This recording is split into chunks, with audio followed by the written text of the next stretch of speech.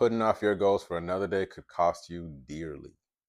Let's talk about the opportunity cost of procrastination. What's up, y'all? My name is Elia. I'm a mindset coach. I talk candidly about my journey, as well as share tips to encourage growth and healing and uplift anyone who may struggle with feeling seen. So, opportunity cost of procrastination. Opportunity cost, simply put, is what could have been, what you could have had, what you could have done, basically what you're missing out on by taking one path versus another. And I want to be very clear, I'm not necessarily talking about FOMO or the fear of missing out here, because I think that's really its own thing and that can actually become harmful. But identifying and respecting opportunity cost of delaying action can actually really have some constructive impacts on your life if you are then willing to take action to minimize those opportunity costs. So, procrastination is something that, look, we all struggle with it, right? It depends what day you ask me. I'll usually do it then and there. I might not.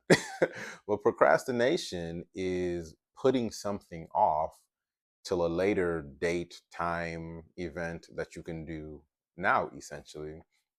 And procrastination isn't a time management issue. It's actually an emotional management or emotional regulation issue, wherein we may struggle to want to deal with whatever emotions may come with navigating that thing we have to do, or potentially failing at navigating or achieving that thing we have to do, which is why oftentimes in a moment when there may be a goal or something that we really want to achieve or work toward or are called to do, it's easier to just, oh, I'm gonna do it later when, I don't know, pigs fly and the sun happens to come down and knock on my door and say this is the great time to do it. There's always some perfect moment we're waiting for, right? So I don't want to trivialize it, but sometimes our reasons can get a little creative, let's put it that way.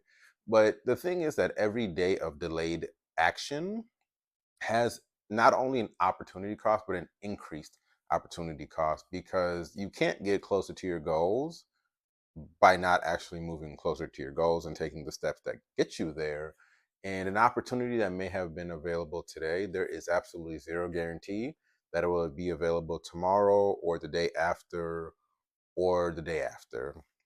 And missing those opportunities and seeing ourselves miss those opportunities there then for reinforces any potential limiting beliefs that may otherwise be telling us that we couldn't have done this in the first place. And it all can become very hard to pull out of and then find that courage, find that confidence to really approach things and approach challenges or goals we may set for ourselves with energy and consistency.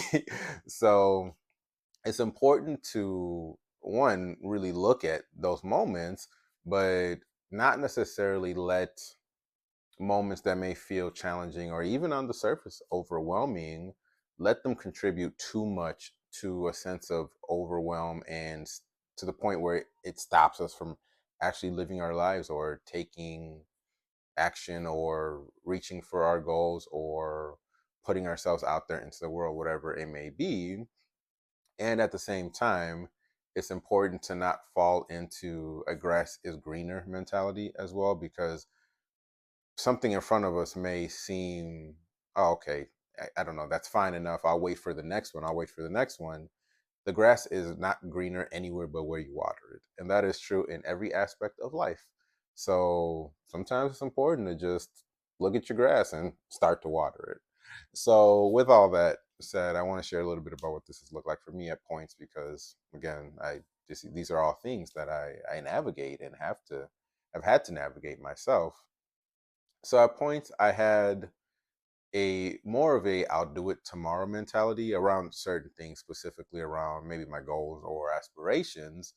And it would really I would start to see ideas and inventions. I'm a bit of a tinker. I have a list of invention ideas, or I'm always like doing something or taking something apart. So I think of these random ideas. It's like, oh, that's great. I'd love to put that into the world. And I'd start to see ideas I had months, years before exist around me, and I would be pressed, upset, because I would sit there and be like, man, I had this idea. I, this could have been me. What happened here?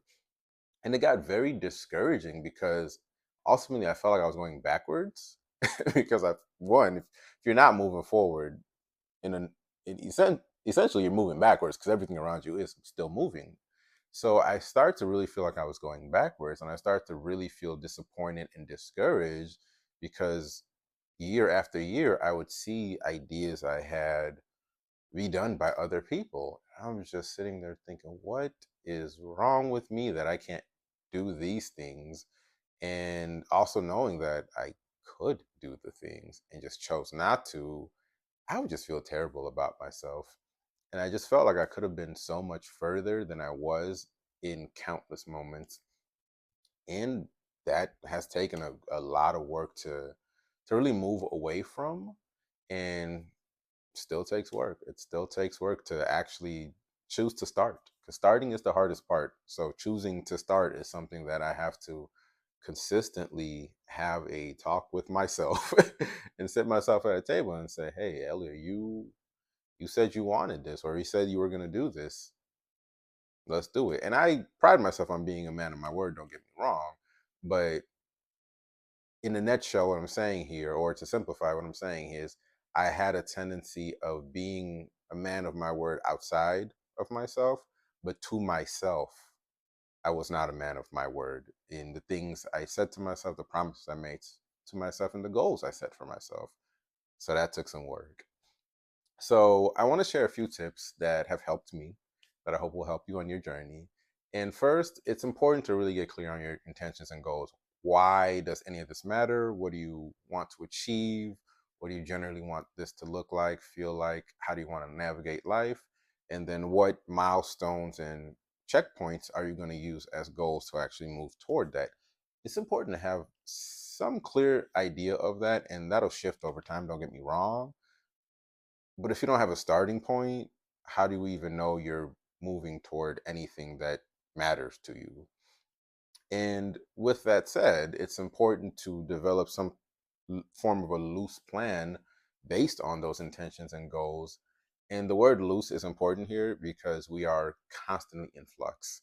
So being able to set a destination, but then also realize at points along the journey, I may have to reroute. That doesn't mean I'm not going to get where I want to go. I may just take a longer route. I may have to spin the block a couple times. I may have to shake left when I thought I was going to turn right, whatever that looks like. Keeping some flexibility in the plan really allows you to navigate hiccups and things that may pop up along the way, because things will pop up along the way. And then it's also important to create some sort of some form of a reward or incentive system for yourself. At points for me, it would look like, hey, I want to do this thing. And I would tell myself, oh, you want to do this thing? Do this first. Really that simple. Hey, I want to have this, I don't know, sweet granola bar. And okay, I want to have the sweet granola bar, and let me eat something healthy first. Whatever that looks like for you, the point is to actually reward yourself along the way, because that's how the brain starts to latch onto things, whether they're constructive or not. The brain's not always thinking that. It's just, does this feel rewarding, and does this make me feel good? So if we can set those rewards for things that actually help us, we're already good. And most importantly, do it, and do it scared, and accept that you may fail. There is no perfect. And if you don't take the chance, you absolutely will never get the reward. So do it, and do it scared. With all that said, I want to leave you with one reflective question for today. And that question is, what will another day of delaying action cost you in the long run? Think about it.